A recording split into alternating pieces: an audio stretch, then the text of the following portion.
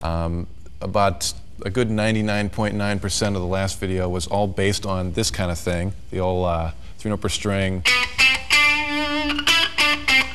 kind of like picking, alternate picking starting with a downstroke kind of thing. Millions of variations on that, and it's all based on being able to do that lick, cleanly and with some amount of control.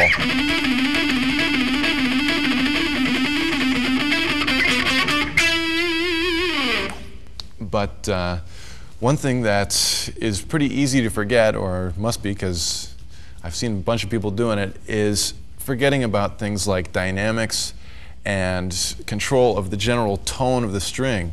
By that I mean like being able to mute it when you want to, or being able to have it open. And by dynamics, being able to play it real light and mute it if you want, or real open and loud. And the basic way to practice this is just by doing that exact thing. A clean tone helps. I mean, if you turn down your volume a little bit and get like a twangy kind of clean tone, you can hear it a lot better. So initially, just try that lick,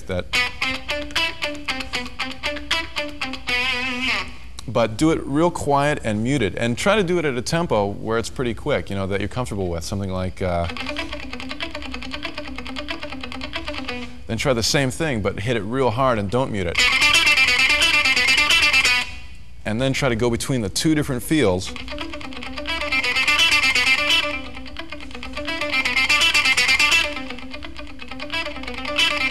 If you can play it quicker, great.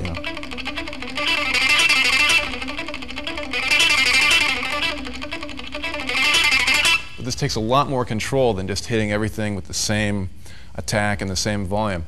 And this will really help you to give it a more musical, just put it in context musically better in any way you play it in a song or in an unaccompanied solo. It'll give you a lot more control. It's a lot more expressive that way. With distortion, it'll sound a little bit more like this. Let me try it like this. I'll hit it real light and muted first. I'll start hitting it harder. Light and muted.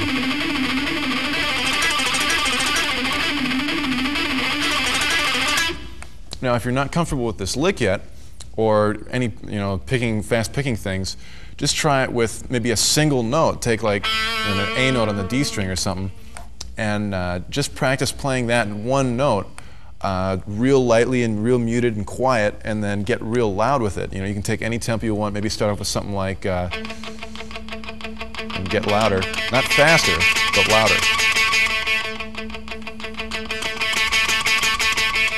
Now, the actual technique for this isn't necessarily hitting it much harder with a pick, but using more of the pick to hit it, which ends up hitting the string harder. In other words, I'm sort of lowering my my pick into the string. When I'm picking it lightly, I'm still picking it pretty hard, but you're just using the very tip of the pick, And then I lower the pick in to hit it harder because it uses a larger part of the pick, so it whacks it a little bit better.